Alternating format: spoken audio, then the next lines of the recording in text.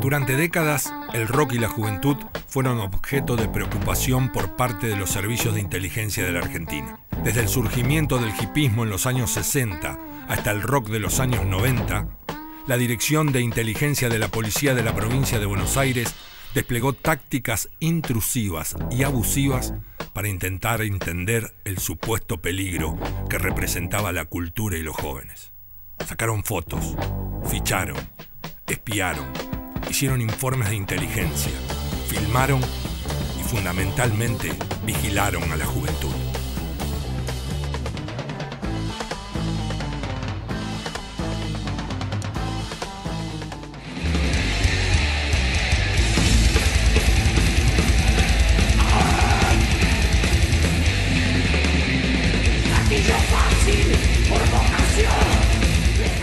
Cuídate si andás por la calle, la yuta te quiere cazar.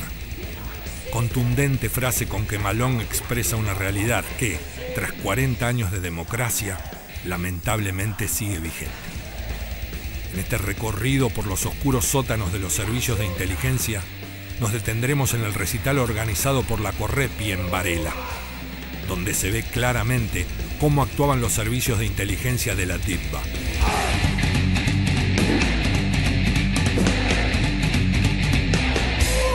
Correpi es una organización que se empezó a conformar a finales de la década del 80. Nos empezamos a vincular con casos de fusilamientos de policiales presentados fraudulentamente como enfrentamientos. Obviamente fuimos incorporando también todo lo que tenía que ver con la represión de carácter más selectivo, persecución a militantes, las cuestiones vinculadas con el espionaje, con la infiltración de organizaciones. Y como yo digo siempre, Correpi es el resultado de un gigantesco fracaso. Me pregunto también, ¿cuántas de estas prácticas policiales de las que eran objeto los jóvenes, cuánto de estas prácticas policiales están vinculadas a las propias inercias institucionales? Y cuántas tienen que ver también con el propio espíritu de clase con la que también trabaja la policía también, ¿no? Muchos cuadros de la policía habían ingresado a ella en la última dictadura y habían tenido cargos jerárquicos importantes, sino sobre todo porque las prácticas eran las mismas. Que uno define la violación a los derechos humanos a partir de la definición de quién es el autor, quién es el victimario, no quién es la víctima, porque justamente es el Estado, único autor de las violaciones a los derechos humanos, quien en cada etapa de su existencia va a elegir sobre quién o quiénes va a descargar ese voltaje represivo.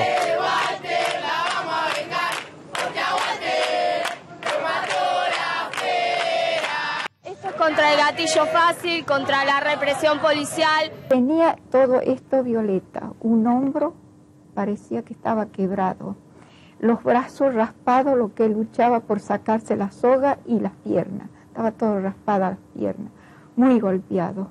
Tenía un labio que no se lo reconocía a Walter, sin dentadura.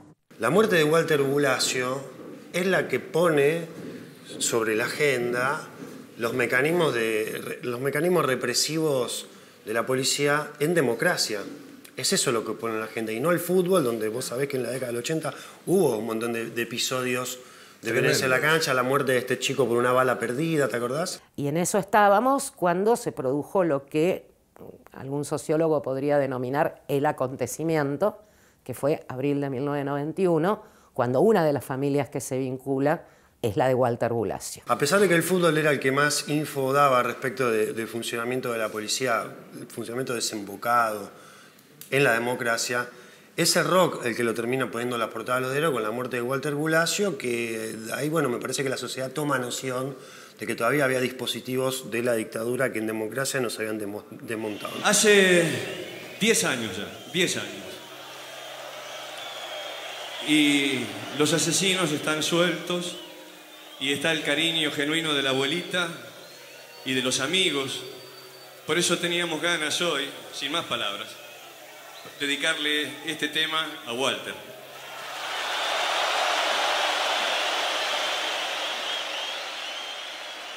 Y allí, bueno, la enorme visibilidad que nos dio la pelea por la detención, tortura y muerte de Walter, donde Yo siempre digo que es como aquella película de Chaplin que encuentra una bandera roja que se cae de un tren y los corre a los del tren para que la agarren y de repente se da vuelta y tiene 10.000 obreros atrás reclamando cosas. Bueno, nos pasó un poco eso.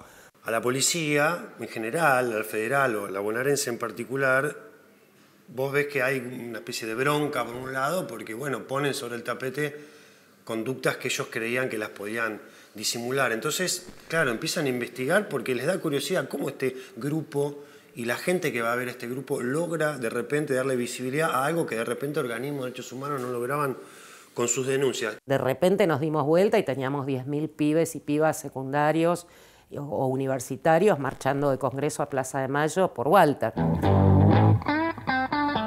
Para. Jefe de Policías Provinciales. D. Secretaría de Seguridad y Protección a la Comunidad. Dirección General de Coordinación e Inteligencia. Asunto. Difusión de documentos sobre grupos juveniles. Desde principios de la década del 80 surgieron distintos grupos juveniles, con principal actuación en festivales de rock, desarrollando en la mayoría de los casos AOP. Este año tuvieron especial participación en desórdenes y alteraciones del orden público en el pasado 28 de abril, recital organizado por Correpi en Parque Rivadavia, Capital Federal. Este servicio se cierra en el 98, pero cuando ellos ven los enfrentamientos en Parque Rivadavia, aquellos enfrentamientos entre skinheads, ellos empiezan a pensar qué le está pasando a la juventud y empiezan a hacer una clasificación que de hecho no la hace este servicio, sino que la hace la CIDE, la dichosa CIDE, pero llega. Los organismos de inteligencia son siempre solidarios y ellos peinan a la juventud de los 90 en la preocupación de estos jóvenes que abandonan las escuelas, que no tienen trabajo, que no acceden a la universidad, que tienen, o sea, que se precarizan, que no saben, o sea, que hay un descontento en esa juventud que está ahí, latente, y que se está expresando en las tribus urbanas que les van a empezar a preocupar. Cervezas en la esquina del barrio Amado, rutinas y malicia que guarda razón. Pablo, ¿qué edad tenías en los 90? Y mira, yo nací en diciembre del 78, así que esa década me marcó casi para toda la vida, porque cumplí en diciembre del 90 mis 11 años y cuando terminó la década tenía 21, así que todo marcaba fuego. O sea que por el 96 más o menos tenías, mirá, entre 15 o 16 años. En marzo del 96 arranqué mi último año de la secundaria con 17 años. ¿Eras fan metalero? O sea, ¿escuchabas heavy metal? Escuchábamos con mi grupo de amigos heavy metal y rock, además de las bandas emblemáticas de heavy, éramos muy ricoteros, todo lo que tenía que ver lo que se llamaba rock medio marginado, ¿viste? Nada de Soda Stereo, nada careta, sino rock and roll y heavy metal. Era más o menos lo que se curtían en los barrios donde nosotros vivíamos. Y en ese contexto, la calle, ¿qué te hacía vivir? Un poco lo que dice Soy de la Esquina, sí, Hermética, es lo que pasaba Varela, Solano, Berazategui, lugares donde frecuentábamos. No había un mango, con la poca guita que teníamos comprábamos cerveza, no había ni plata para nada. Caminar a ir a tomar el tren, que en el tren no pagábamos, si había que ir a Temperley, un show, a Capital. La calle y de noche era nuestra. Y había que esquivar la patrulla. Si esperan mis amigos en reunión, mucho me alegra sentirme parte de vos. Más o menos para mitad de los 90 arrancan las luces esas azules que todavía están, sí, en las lanchas. Bueno, lancha le decíamos a la patrulla. Sí, señor. Y bueno, cuando venían a lo lejos... Bueno, hay una frase, ¿no? Esquivando patrullas de la noche enferma. Descarten los tubos, empiezan a correr, dice 2 minutos. Y así estábamos nosotros y sabíamos los campos donde nos teníamos que esconder, las casas de la señora que sabíamos que nos abrían. ¿Y qué sentías de la policía? De la policía había que cuidarse.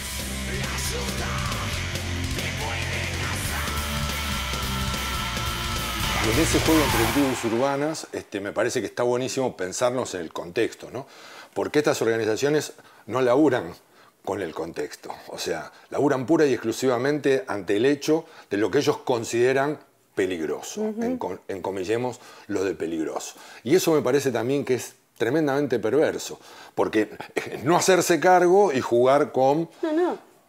Y de alguna manera tampoco ellos analizan las causas por las cuales esa juventud se precariza, sino que dicen, bueno, el fenómeno está acá.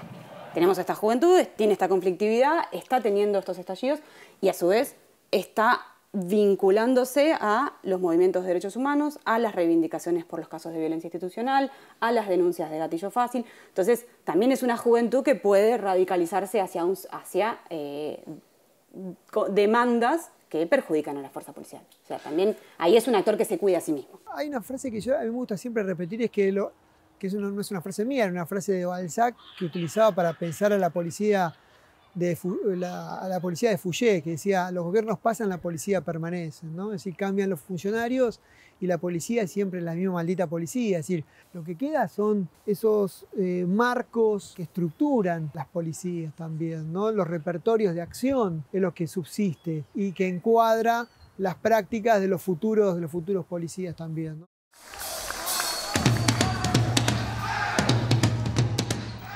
Claudio Pato Strunz comenzó su carrera desde muy joven como baterista en el grupo Henkel y fue parte de las bandas míticas como Hermética y Malón. Actualmente su carrera continúa en otras latitudes y a la distancia conversaremos sobre el metal, la juventud y el recital de 1996.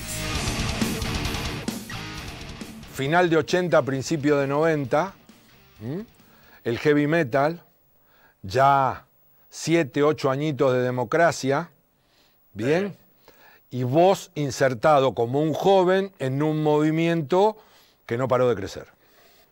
Yo en el año 85 fue mi primer show, digamos, ante público, ¿no? En Cemento, con Henkel, que era mi primera banda que yo tenía, que tocaba, bueno, en el bajo tocaba Beto Seriotti, que después tocó en Almafuerte, Nico Takara, el chino, que era un grandioso y espectacular guitarrista que me ha hecho tocar a mí, y bueno, y cantaba Huguito Pavón. Así arranqué en el 85. Años antes yo, bueno, era muy fanático de Riff, empecé en el Barro, fue mi primer show, no me olvido nunca más de eso.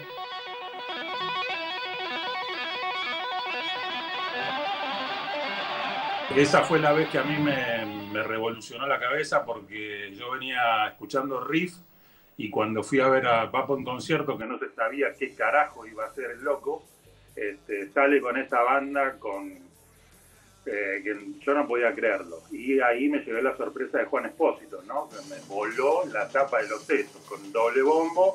Cuando terminó el show y el Kia sale de atrás de la batería y lo veo que era un enano así, con los dos cinturones de bala cruzados en cuero, dije, no puede ser. Y ahí se me voló la cabeza y me puse a estudiar doble bombo a fondo. Pero bueno. Pato, ¿me ayudás a que nos metamos en un lugar muy lindo a la vez de muy perverso? Lindo y perverso no suenan parejo, pero es parte mucho de la historia de andar en la música, ¿no? Muchas veces es lindo y muchas veces es perverso. Un chiquitito con dos cinturones de bala cruzado en cuero es una imagen no fácil. ¿Vamos bien? Entonces, vos en esa época, ¿te hubieras imaginado que había gente que te controlaba, que te vigilaba, que te podría llegar a considerar un elemento peligroso? Mira, sí, porque me pasaba en la calle. O sea, cuando nosotros empezamos a andar en la calle, ir a los conciertos de Riff y demás, bueno, me bajaban, por ejemplo, yo me iba a Liniers a tomarme el 28 para irme a Obras, el bondi, y en el medio te paraban y a pedirte documentos y esto y el otro, como me han parado también en Crovara, yo soy de Tablada, y me pararon en Avenida Crovara caminando contra la pared, documento, y bueno, era una cosa complicada. Ahí pasaba algo, vos decís nunca la pasé del todo mal, pero había algo como que parecía normal que no es normal, ¿no? Que es la imagen de este tipo me lleva a que tiene y merece un control diferente al de cualquier individuo de la sociedad. Era prácticamente una locura que se tenía aceptada. Exactamente, pasaba eso. ¿Vos salís con documentos o sin documentos a la calle? No, yo salgo siempre con documentos. Ojo, me debe haber quedado de cuando era pendejo, de mi vieja que me decía, Claudio, lleva los documentos, no salgas sin documentos. Viste, tenía como esa cosa. Y me quedó. Hoy, yo vivo acá, estoy en Estados Unidos y salgo con documentos. Sin entrar en terrenos de victimización, ¿al metalero lo persiguen más que a otras tribus? Y en su momento sí, claro que lo perseguían, por supuesto. Yo no me olvido más, está bien, no es 90, es 80 lo que voy a contar, pero el día de Riff en acción en obra, mamá, cómo corrimos, loco, cómo corrimos, porque fue terrible, eso fue terrible. Y nada, viste, muy complicado, pero bueno, a uno le gustaba eso y iba para adelante. Denominación Heavy. Lugar de reunión, discotecas de Capital, discos de Avellaneda y de Hurlingham. Grupos musicales, Riff, Todos tus muertos, Violadores, Hermética. A principios de los 90, cuando yo empecé a salir de noche cuando iba a primer año. Terminábamos de comer y salíamos, nos juntábamos hasta las 12:30, 1. Yo iba a la mañana a la escuela, otro día iba dormido. Y a veces aparecía la policía, especialmente viernes o sábado, con un colectivo atrás y ahí te chupaba. A veces tenían orden de no llevar menores, entonces zafábamos. A veces caíamos todos. Arriba del colectivo, dar una vuelta como si te llevaran por varias esquinas así. Nos juntábamos 15, 20 arriba del colectivo a la comisaría tercera de Varela. Todo en negro, ¿eh? Yo no tengo ninguna entrada, ningún libro. ¿Y qué te hacían hacer? Limpiar los pisos. En un costado te ponían al lado de los presos, vos tenés 15 años, 16. ¡Ey, traigan a la de pelo largo! Te gritaban ahí los presos que estaban con los espejitos mirándote. En otra celda. Sí, sí. Traigan a la trola de pelo largo, por mis amigos, ¿viste? De pelo largo.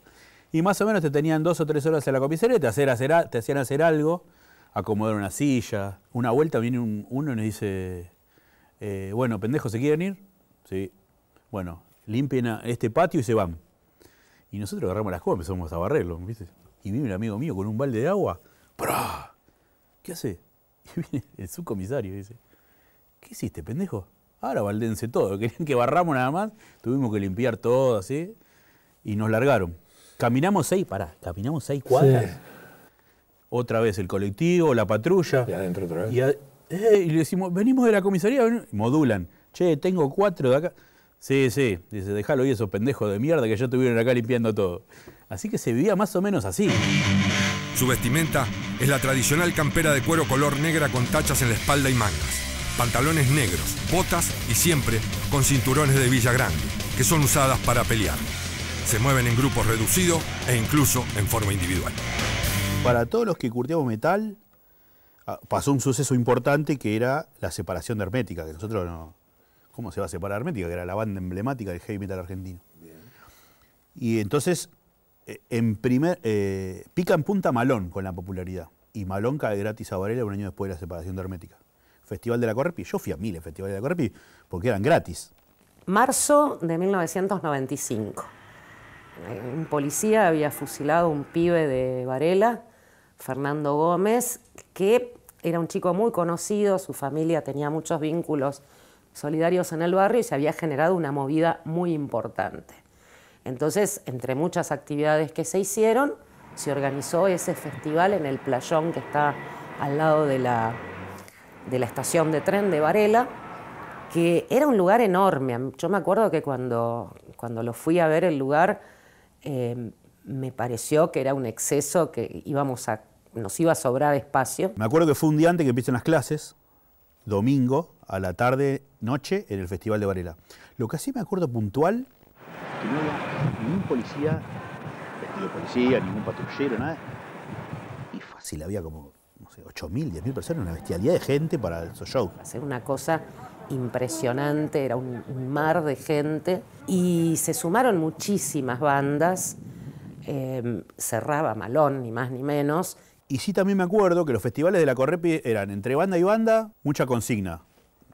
Te informaban, viste, si te llevan preso, tenés estos derechos. Siempre relativamente formales eran esos anuncios. No al plan de ajuste de Menem Cavallo, no al gobierno autoritario de Dualde. Basta de recesión, basta de gatillo fácil, basta de impunidad. Lo que tenía de particular ese recital es que justamente por el lugar que era, por ser en la zona más pobre de ese cordón de Quilmes, Quilmes Varela, vos veías que por ahí los pibes iban, compraban una latita de birra y la compartían entre 4, porque no había guita para que cada uno se tomara una. Nosotros escuchábamos música, con la poca plata que conseguíamos, comprábamos algo para tomar, y cuando digo algo para tomar, es cerveza, vino, el resto nos vestíamos como podíamos y listo. Esa era la vida de los barrios de acá, de zona sur profunda. ¿Vos sabías que ese día desde distintos lugares había cámaras espiando y mostrando a seres supuestamente peligrosos o diferentes? Oh, no, la verdad que eso es tremendo. Enterarse ahora más todavía.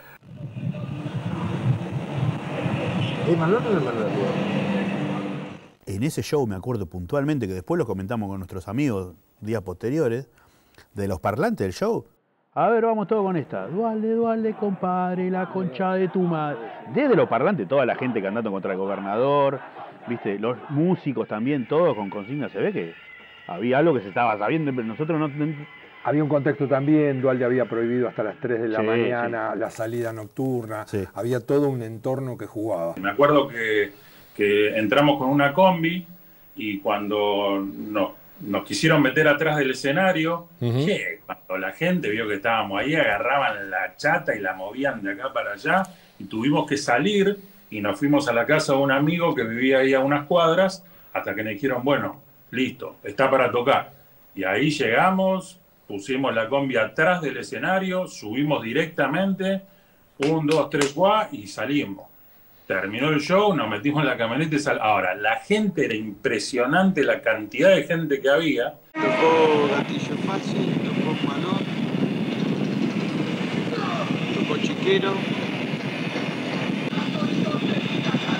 Estos son Sigue Malón, ¿no? ¿Te hubieras imaginado, teniendo la edad que tenías y el momento que vivías, que te estaban filmando sin que vos supieses? No, la verdad que cuando me enteré, muchísimos años después, inviable, imposible. ¿Para qué? Primero, ¿para qué? Nuestra juventud era completamente descreída totalmente de la política. Gobernaba Menem hacía 6 años, el mismo plan económico, era un tobogán directo a la desocupación. La bandera de egresados que yo tuve en mi secundaria era egresados 96, desocupados 97.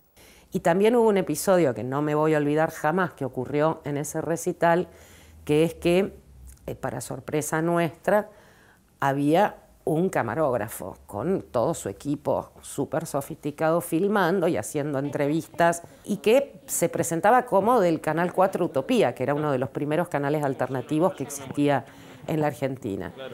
Y tiempo después alguien me hizo notar que este señor, que tantas notas tan largas y con tanta dedicación en hacernos preguntas de lo más interesantes hacía, era el famoso Francisco Benzi, que era un infiltrado justamente de la CIDE en organizaciones populares. Entre los músicos en el ambiente, ¿se hablaba de esto? La verdad que yo me sorprendo de lo que me estás contando, ¿no? Porque no tenía idea de eso. Sí, de antes lo suponía, de años antes. Ahora, no en esa época. Pero entre los músicos, la verdad que no tampoco hablábamos en esos años. No solamente estaban los policías oficiales de la provincia de Buenos Aires filmando, como se ve en el video que está en internet. Una cosa es segura, la mamá de Gómez no es. ¿La viste alguna vez?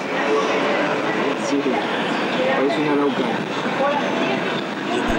Donde hasta hablan de esa es la mamá de Miguel Bru, o esa es la mamá de Agustín Ramírez, o la abuelita de Walter también estaba, Odelia Garcilaso, que fueron todos personajes muy señalados por la DITBA. Filmaban ellos oficialmente, entre comillas, para la provincia de Buenos Aires, y teníamos otro de la CIDE recorriendo el lugar e entrevistando a todo el mundo. Ante la apertura de estos archivos hay una frase increíble, ¿no? O 2 palabras terribles, que son instrumentos peligrosos. Cuando te metiste en el rock y te calzaste la campera de cuero y te empezó a sonar no el doble bombo, sino la estridencia de las guitarras, ¿te gustaba ser un instrumento peligroso o un elemento peligroso para esa sociedad que no tenía mucho que ver con vos? El que es heavy, eso uno lo lleva adentro, lo lleva en la sangre. Ahora, que te consideren un elemento peligroso es terrible y yo tengo que decir que bueno, que quizás no lo tenía mucho en la cabeza, entonces iba por la vida como podía, como me enseñaron mis viejos, y bueno, y así fue transcurriendo los años, digamos, antes de tocar y después de tocar, ¿no? Entre hablarlo, pensarlo, estamos tratando de llegar a una reflexión en pos de algo que nos parece tan increíble, pero no lejano. Gracias, Pato. Placer de verte y en breve nos vamos a dar un abrazo. Por favor, Rusito, un abrazo gigante y bueno, acá estamos, como siempre. El recorrido iniciado en estos capítulos nos devela una realidad sobre las prácticas ilegales que las fuerzas de seguridad aplicaron sistemáticamente en la sociedad, aún en democracia, particularmente sobre los jóvenes que vivían y sentían el rock como una marca de época. Pero nunca lo entendieron. Solo sabían de palo y persecución, de sombra y cobardía. Hechos que nos invitan a la reflexión y a tener presente que, olvídalo, y volverán por más. Variado de novedades, tambalea el mundo nuevo. Y hay un hambre de verdades que se fueron de paseo. Hay hordas de chicos malos con sus camperas de cuero. Y metales brillan al sol.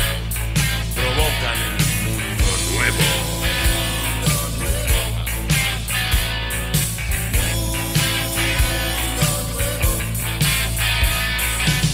La pantalla me lo cuenta con mi desayuno.